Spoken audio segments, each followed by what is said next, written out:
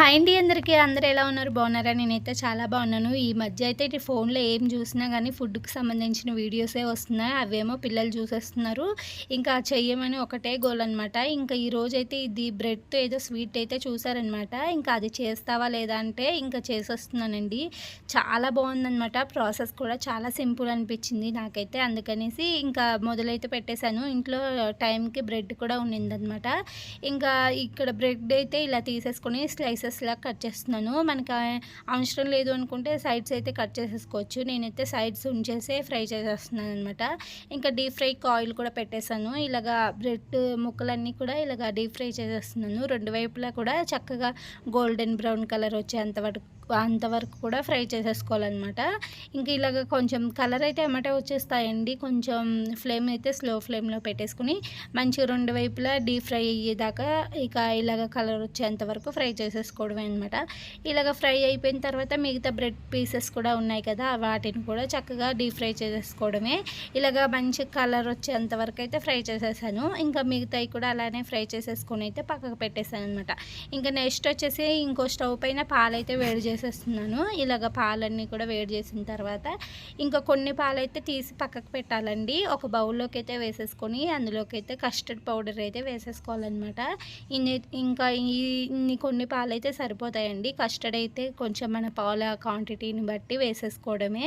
మనం తీసుకున్న బ్రెడ్ క్వాంటిటీని బట్టి అలా వేసేసుకొని ఎక్కడ ఉండలు లేకుండా చక్కగా కలిపేసుకోవాలన్నమాట. ఇలాగా ఇంకా నీట్గా కలిపేసుకున్న తర్వాతే నేనైతే డ్రై ఫ్రూట్స్ కూడా అన్నీ కూడా కట్ చేసుకొని పెట్టేసుకున్నాను అనమాట. ఇంట్లో కాజు బాదం ఉందనమాట. ఇవి రెండు కూడా ఇలాగ కట్ చేసేసుకొని పక్కకైతే పెట్టేశాను.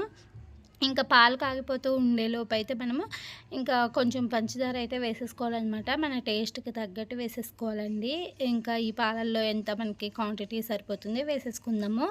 నెక్స్ట్ ఇంకా పాలైతే మరిగిపోతూ ఉన్నాయి కదా! ఇక్కడ కస్టర్డ్ పౌడర్ కలిపి పక్కకు పెట్టేసాను కదా! ఒకసారి మళ్ళీ పైనుంచి కలిపేసిన తర్వాత ఇందులోకి వేసేసుకొని కలుపుతూ ఉంటే మనకి కొంచెం థిక్‌గా వచ్చేస్తాయన్నమాట పాలనేవి. ఇంకా ఆ టైంలో అయితే స్టవ్ అయితే ఆఫ్ చేసేసుకోవాలి. ఇక మనము కట్ చేసుకొని ఫ్రై చేసుకున్న బ్రెడ్ అలాగే ఈ పాలు 2 కూడా చల్లగా అయిపోవాలన్నమాట. చల్లగా అయిపోయిన తర్వాత ఒక ప్లేట్‌లోకి అయితే మనం బ్రెడ్ ఫ్రై చేసుకొని ఉంచాం కదా! అవన్నీ కూడా ఒక ప్లేట్‌లోకి అయితే సర్ది పెట్టేస్తున్నాను. మన ఇంట్లో ఉన్న గిన్నెలలో ఎందులో అయినా వేసేసుకోవచ్చు. లేదంటే ఒక 4 బ్రెడ్ స్లైసెస్ వేసేసి పాలు పైనుంచి వేసేసి డ్రై ఫ్రూట్స్ వేసి కూడా ఇచ్చేయొచ్చు అనమాట. ఇంకా నేను మీకు చూపించాలని అయితే ఇలా చేస్తున్నానండి. చూస్తున్నారు కదా! ఇలాగ బ్రెడ్ అంతా పెట్టేసిన తర్వాత నెక్స్ట్ పైనుంచి మనము కాగపెట్టుకున్న కస్టర్డ్ పౌడర్ పాలు ఉన్నాయి కదా! అవి కూడా పైనుంచి వేసేసుకొని నెక్స్ట్ మళ్ళీ పాలు వేసేసుకొని మధ్యలో డ్రై ఫ్రూట్స్ కూడా యాడ్ చేసేసుకోవాలన్నమాట. ఒక్కసారి ఇలా ట్రై చేయండి. ఫ్రిడ్జ్‌లో పెట్టుకొని తిన్నామంటే అబ్బా! చాలా అంటే చాలా టేస్టీగా ఉందండి. ఇంకా నాకైతే ఇది బాగా చాలా అయితే మంచిగా అనిపించిందనమాట. టేస్ట్ వేసియానికి కూడా చాలా బాగుంది. పిల్లలైతే చాలా ఇష్టంగా తింటారండి. ఒకసారి ఎవరైనా ట్రై చేయాలనుకుంటే చాలా మంచిగా ట్రై చేసేయచ్చు. చాలా ఈజీ ప్రాసెస్ కూడా అనిపించింది. చూస్తున్నారు కదా! ఇలాగా అంతా రెడీ చేసేసుకున్న తర్వాత ఫ్రిడ్జ్‌లో అయితే పెట్టేయడమే అనమాట. వీడియో గాని నచ్చినట్లయితే లైక్ చేయండి. ఛానల్‌ని అయితే సపోర్ట్ చేయండి. సబ్స్క్రైబ్ చేసేసుకోండి.